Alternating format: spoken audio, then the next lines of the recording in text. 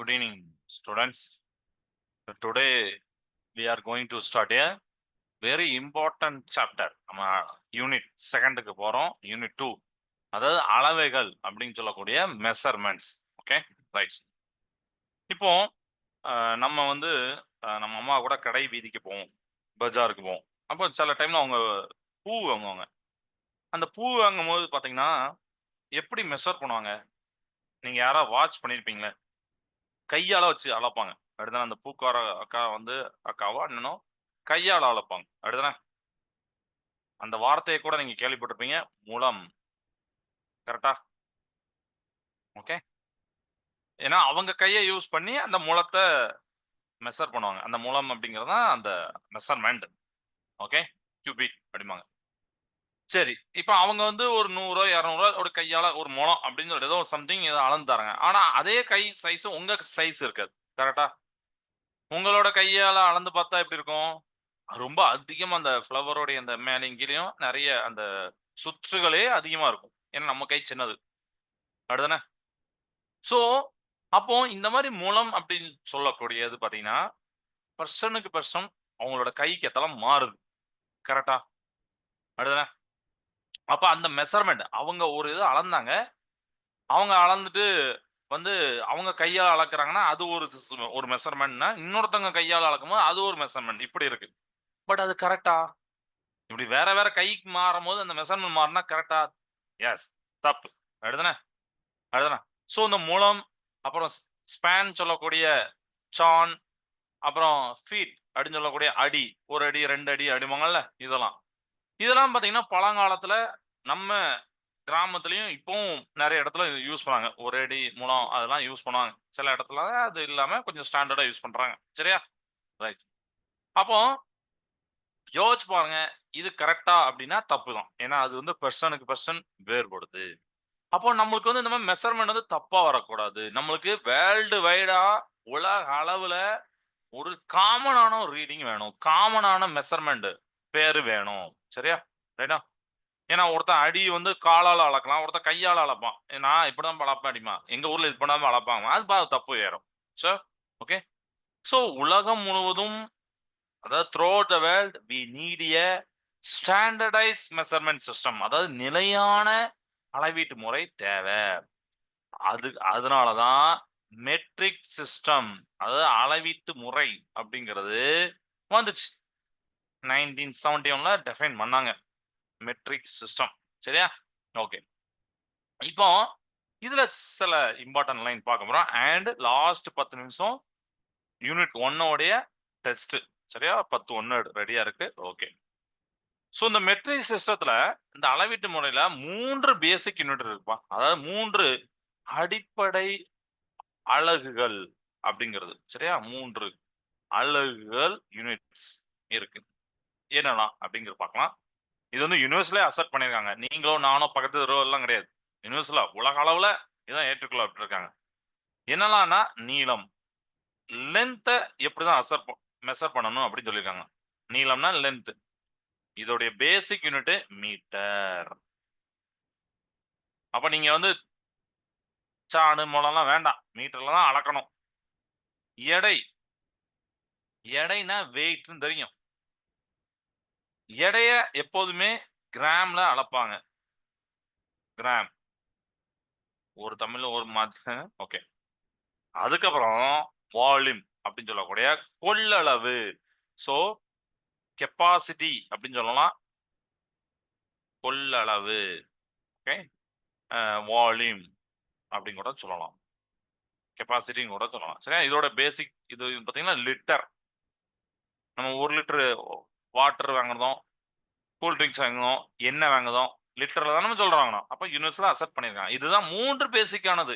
Sir அப்ப மத்ததெல்லாம் கிடையாதுன்னு நினைக்காதீங்க. இது பேசிக்கானது. இதுல இருந்து அப்படியே அவங்க வராங்க. Okay. So tissue system is based on the decimal system. அதாவது 1 0 அப்படின்னு சொல்லக்கூடிய டெசிமல் சிஸ்டத்தை பேஸ் பண்ணி இதை கொண்டு வந்திருக்காங்க. அதனால ஒரு யூனிட்டை இன்னொரு யூனிட்டா நீங்க கன்வெர்ட் பண்ற ஈஸி. ஒரு யூனிட்டை எப்படி சார் மீட்டர் லிட்டரா மாத்த முடியுமான்னா அப்படி கிடையாது. இதுல இன்னும் யூனிட் இருக்கு. நீங்க இங்க பாக்குறது பேசிக்கானதான். மீட்டர் தான் பாக்கீங்க. ஏன்னா நம்ம உதாரணத்துக்கு யோசிச்சு பாருங்க.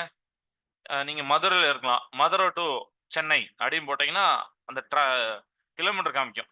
இத்தனை கிலோமீட்டர் 450, 880ன்னு ஏதோ ஒண்ணு சம்திங் காமிக்கும். கிலோமீட்டர் தான் சொல்றாங்க. பட் நீங்க யூஸ் பண்ற மீட்டர். அப்ப மீட்டர்ல இருந்து கிலோமீட்டர் மாத்தலாம். அதே மாதிரி கிலோமீட்டர்ல இருந்து மீட்டரா மாத்தலாம். 1 லிட்டர் பால் மில்லி லிட்டரா கூட வாங்குவாங்க. 1/4 லிட்டர், 1/2 லிட்டர்லாம் நீங்க கேள்விப்பட்டிருப்பீங்க. அப்ப 1 லிட்டரை விட கம்மி. கிராம், கிலோகிராம்ல வாங்குவாங்க. அப்படிதானே? இப்ப தங்கத்துல பாத்தீங்கன்னா கிராம் வாங்குவாங்க. பட் ஒரு தக்காளியோ, காய்கறியோ பாத்தீங்கன்னா கிலோகிராம்ல வாங்குவோம். 1 கிலோ, 2 கிலோ அப்படின்னு வாங்குவோம். கரெக்ட்டா? சோ இந்த மாதிரி ஒரு யூனிட்ட இன்னொரு யூனிட்டா, ஒரு அலக இன்னொரு அலகா மாத்தலாம். ஓகே? ரைட். இப்போ நம்ம நீளத்துல பெரிய யூனிட் என்னன்னா கிலோமீட்டர். நீளத்துல கேஎம் அப்படின்னு போடக்கூடியது கிலோமீட்டர். சரியா?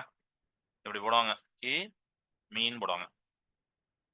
இதே மாதிரி ஒவ்வொன்றுத்துக்கும் சிறிய அளவு, பெரிய அளவு அப்படின்னு நம்ம புக்ல கொடுத்துருக்காங்க. உதாரணத்துக்கு நம்ம நீளம் அப்படின்னு எடுக்கிறோம்னு வச்சுக்கோங்களேன். லென்த். தமிழ்ல எழுதுறேன், இங்கிலீஷ்ல சொல்றேன். இதோட பெரிய அளவு என்ன இருக்கும்னா கிலோமீட்டரா இருக்கும். நடுத்தர அளவு மீட்டரா இருக்கும். சிறிய அளவு சென்டிமீட்டரா இருக்கும். இதுக்கும் கீழ இருக்கு. அதுதான் மில்லி மீட்டர். உங்களுடைய ஸ்கேல்ல பார்த்தீங்கன்னா, சின்ன சின்ன கோடு இருக்கும். அதான் மில்லி மீட்டர். இதுக்கு இந்த கிலோமீட்டருக்கு தாண்டி இருக்கு. பட் அது உங்களுக்கு இப்போ நீங்க அதான் யோசிக்க வேண்டாம். இந்த 4 ஸ்டாண்டர்டா நீங்க படிச்சா போதும். ஓகே. இப்ப அதே மாரி எடைய நான் எடுத்துக்கிறேன். எடைக்கு இது கிலோமீட்டர் இங்கிலீஷ் உள்ளவங்களுக்கு தெரிஞ்சிருக்கும். Kilometre, metre, centimetre, millimetre. Okay. இப்ப எடை வெயிட் எடுக்கிறோம். மிகப்பெரிய வெயிட் பார்த்தீங்கன்னா கிலோகிராம். கிகி அப்படின்னு போட்டுப்பாங்க. 50 கிகி அப்படின்னா 50 கிலோகிராம்னு அர்த்தம். நடுத்தர அளவுல பார்த்தீங்கன்னா கிராம். ஜி. சரியா? அடுத்து சிறிய அளவுல சென்டி கிராம். அதுக்கும் கீழ மில்லி கிராம். ஓகே. இது வந்து எடைக்கு. இதே மாரி நம்ம கொள்ளளவு பார்க்கலாமா? அதாவது வால்யூம் சொல்லிக் குடுத்தேனே, அதுல பார்க்கலாமா? கொள்ளளவு. இதுல கிலோ லிட்டர் இருக்கு. பட் நம்ம அத கேள்விப்பட்டிருக்க மாட்டோம். யூஸ் பண்ணியிருக்க மாட்டோம். ஏன்னா இருக்கு. மேபி நீங்க கேள்விப்பட்டிருக்கலாம் மேபி. பட் ஜெனரலா நம்ம லிட்டரை கேள்விப்படுறோம். லிட்டர்.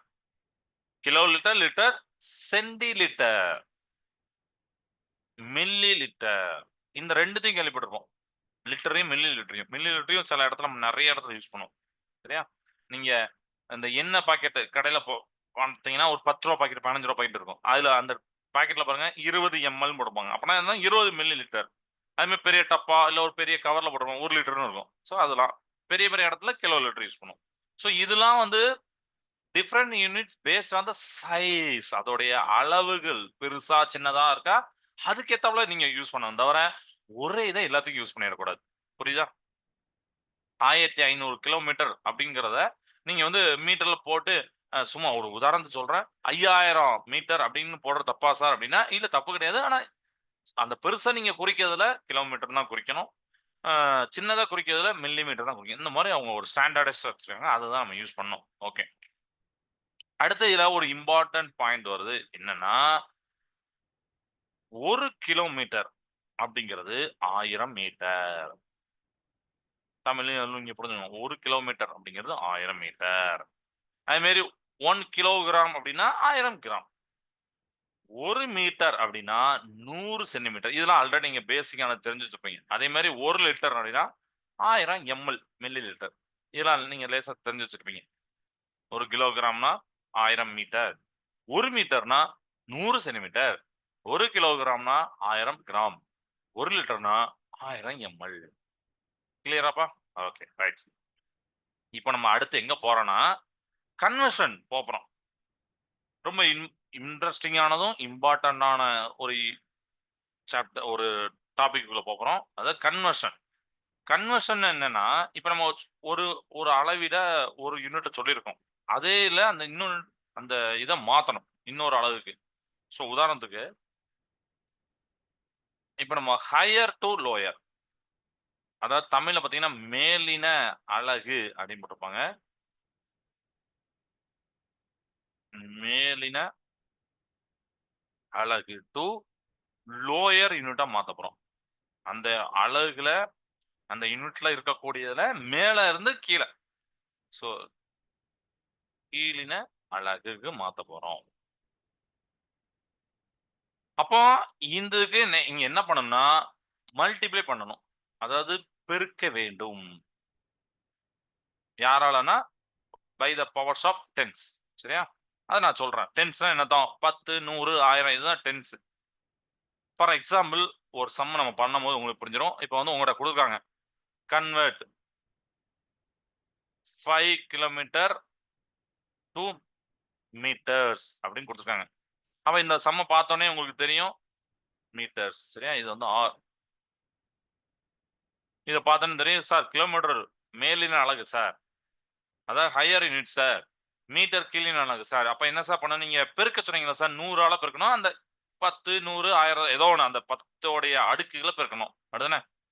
நம்மளுக்கு தெரியும் 1 கிலோமீட்டர் அப்படின்னா 1000 மீட்டர் அப்படின்னு தெரியும்.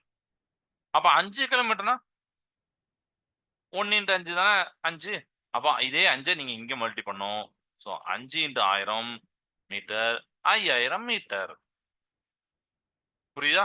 அதுக்கு ஏத்தாப்புல இதுதான் 10 அடுக்குன்னு சொன்னோம். ஸோ நம்ம 5 இன்ட்டு 10,000 1000 போட்டோம் 5000 அப்படின்னு வந்துச்சு. இது புரியுதா? இது வந்து மேலின டு கீழினனுக்கு மாத்திருக்கோம். இதே மாதிரி இன்னொரு எக்ஸாம் சொல்றேன்.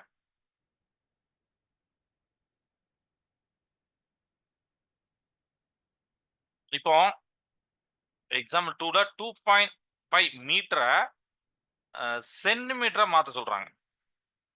மீட்டரா சென்டிமீட்டரா. அப்ப இது மேலின அலகு கீழின அலகு.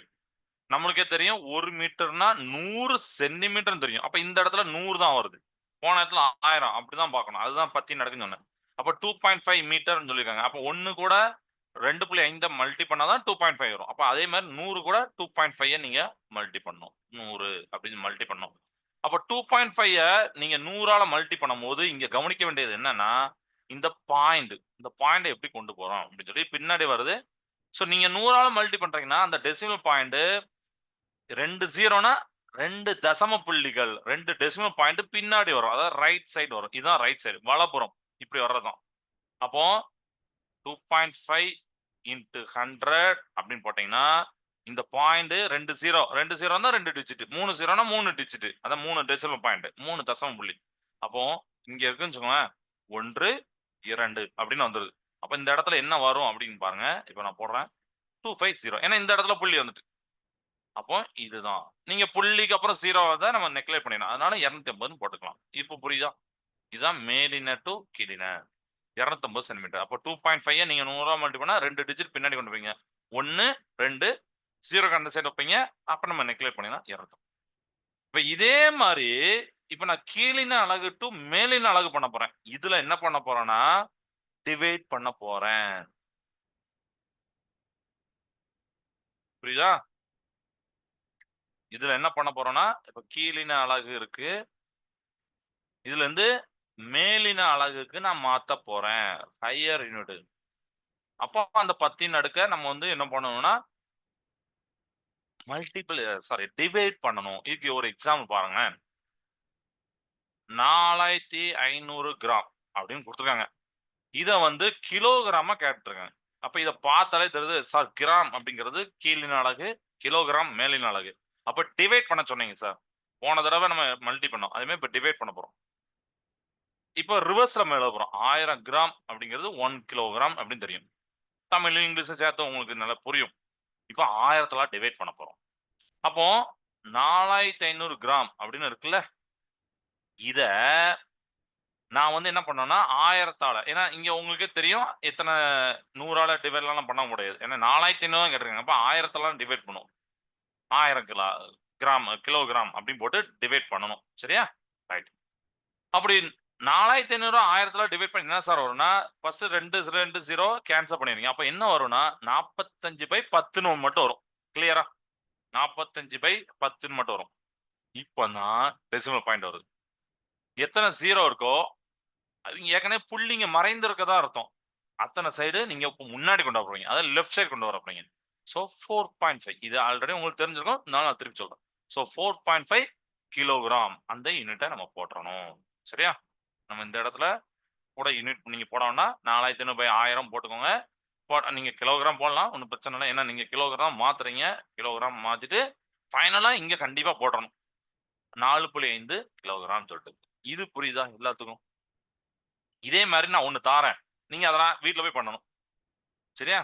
இத நான் ஒரு ஹோம் ஒர்க் மாரி தாரேன். நீங்க வீட்ல போய் பண்ணிட்டு வாங்க. 647 பாயிண்ட் 39 பாயிண்ட்க்கு அப்புறம் 39 அப்படிதான் சொல்லணும். 39 சொல்லக்கூடாது. மில்லி லிட்டர்னு குடுத்துருக்காங்க. இத வந்து லிட்டரா கேட்டிருக்காங்க.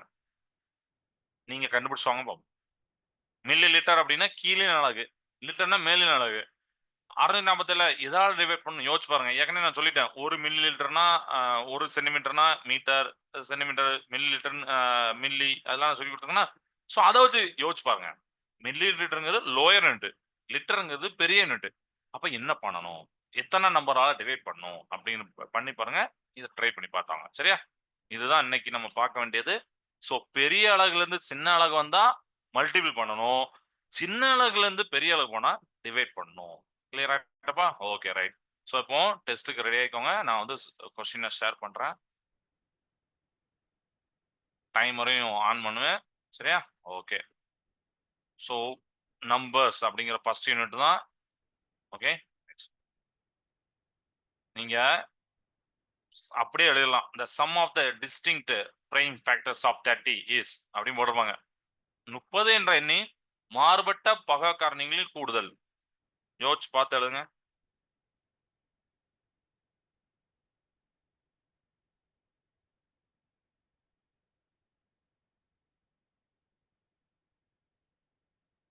ஆன்சரை செஞ்சு பார்த்து தான் நீங்க பண்ண வேண்டியிருக்கும். சரியா? ஆனாலும் அதுக்கான ரொம்ப நேரம் டைம் தர மாட்டேன். எல்லாத்துக்கும் 1 மினிட் அப்ராக்ஸிமேஷன். சரியா? The sum of the distinct prime factors of 30. 30 என்ற எண்ணு இருக்கு. அதோடைய மாறுபட்ட பகா காரணிகளோட கூடுதல் எவ்வளவு?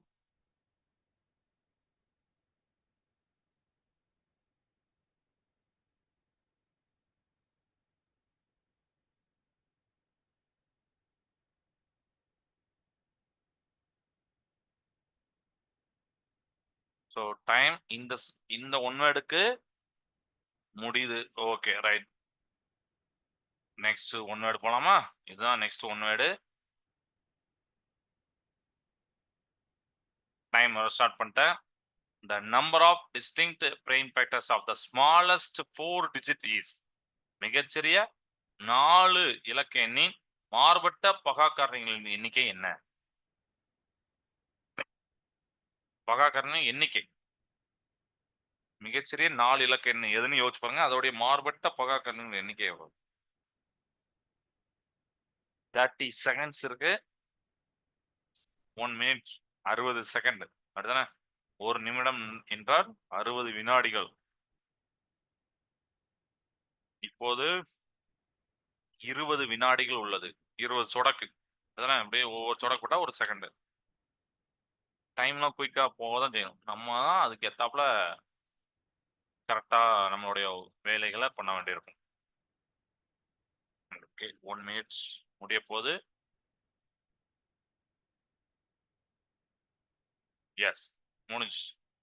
மூன்றாவது ஒன்னோடு போடலாம். இது மூன்றாவது ஒன்னோடு என்னன்னா 3753 அப்படின்னு ஒரு நம்பர் தந்திருக்காங்க. Is divisible by 9. Okay and hence divisible by அப்படின்னு கேட்டிருக்காங்க. இப்போ 37 53 அப்படிங்கிறது 9ஆவது வகுப்படும்னா ஆகையால் அந்த எண்ணு டேஸ் ஆல் வகுப்படும் கேட்டிருக்காங்க. ரொம்ப ரொம்ப ஈஸி ஒன் அப்படிதானே?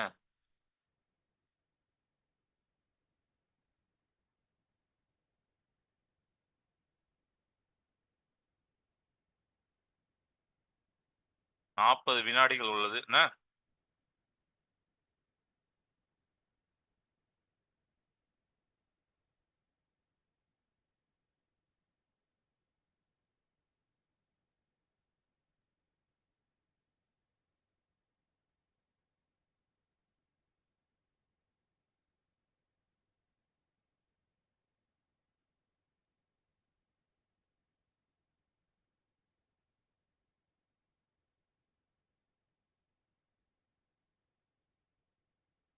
எஸ் டைம் முடிய போது.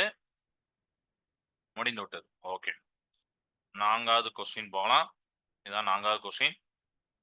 The numbers 29 and dash are twin primes. 29 மற்றும் டேஸ் ஆகிய எண்கள் இரட்டை பகா எண்கள். இரட்டை பகா எண்கள்.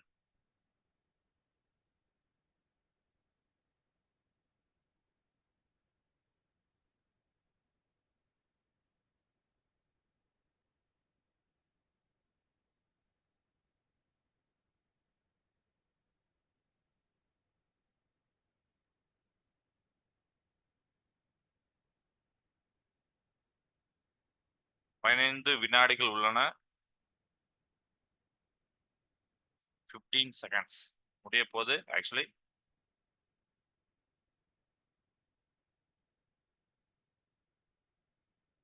எஸ், முடிஞ்சு விட்டது. ஐந்தாவது ஒன் வேர்டு போலாம். The number of prime numbers between 11 and 60 is. 11 மற்றும் 60 ஆகிய எண்களுக்கு இடையே உள்ள பகா எண்களின் எண்ணிக்கை எவ்வளவு? டைமர் ஸ்டார்ட் பண்ணிட்டேன். 60 வினாடிகள் யூஸ் பண்ணிக்கோங்க. 11 மற்றும் 60 ஆகிய எண்களுக்கு இடையே உள்ள பகா எண்களுடைய பிரைம் நம்பர்ஸ் மட்டும் தான் யோசிக்கணும்.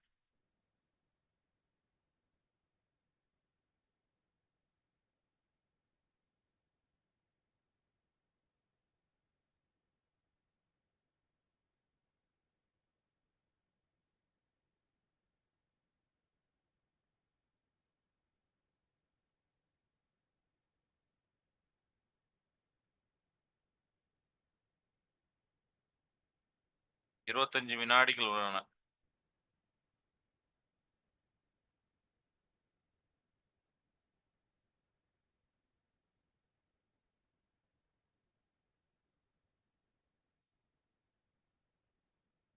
ஓகே, டைம் முடிந்து விட்டது. இப்போ அடுத்த கொஸ்டின் போலாம். ஆறாவது கொஸ்டின். இதுதான் ஆறாவது கொஸ்டின்.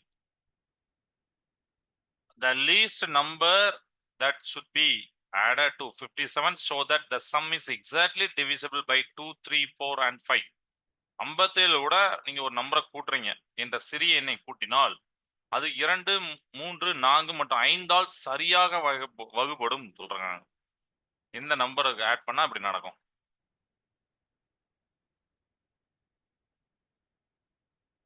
எல்லாமே ஈஸியான சம் தான். நீங்க ஆல்ரெடி நீங்க பார்த்துருப்பீங்க. எல்லாமே ஈஸியானதா.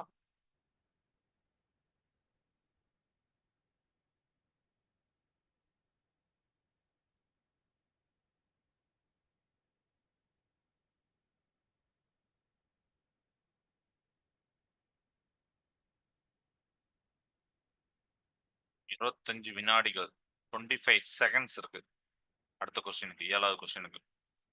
இது நேரம் போட்டிருப்பீங்கன்னு நினைக்கிறேன். அடுத்த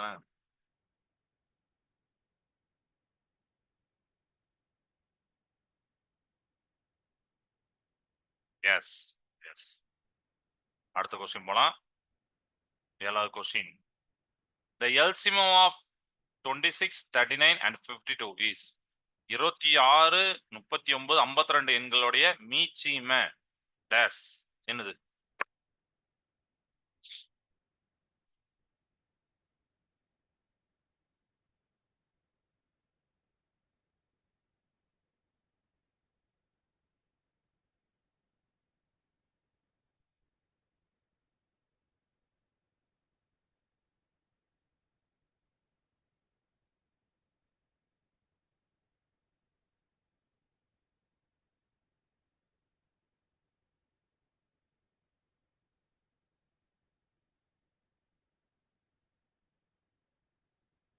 இருபத்தஞ்சு வினாடிகள் சொல்லும் போதே 5 வினாடிகள் குறைஞ்சிட்டு.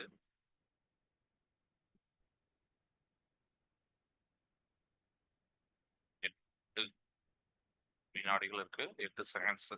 Okay right. அடுத்த கொஸ்டின் போறோம். கொஸ்டின் முடிந்து விட்டது. டைம் இருக்கு. இது if the LCM of 3 and 9 is 9, their HCF 3 மற்றும் 9 ஆகிய எண்களுடைய மீச்சிமம் 9 எனில் அவற்றில் மீ பே கா எவ்வளவு?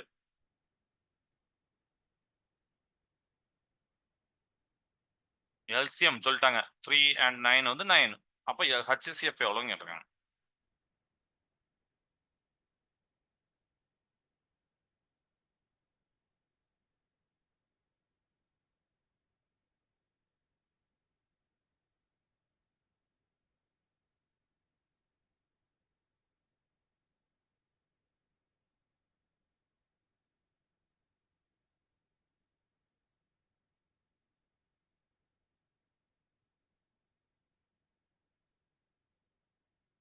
10 செகண்ட்ஸ் உள்ளது. 10 வினாடிகள் உள்ளது.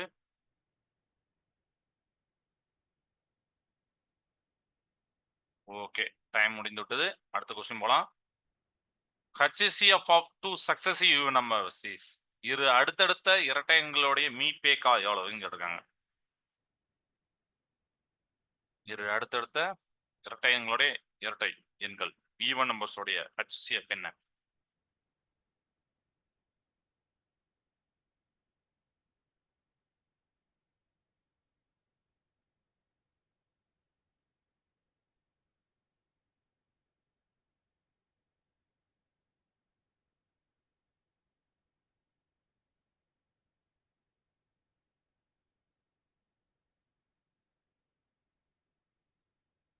ஓகே, டைம் முடிய போகுது. 5 வினாடிகள் தான் இருக்கிறது.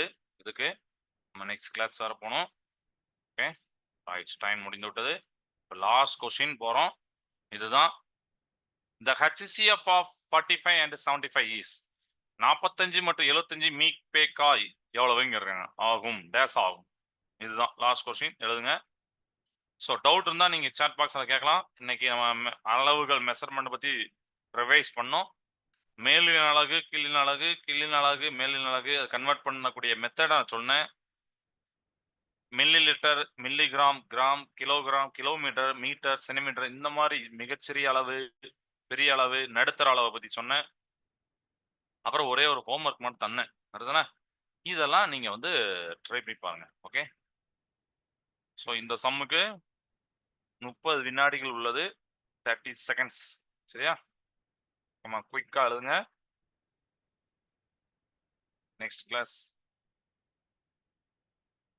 ஓகே,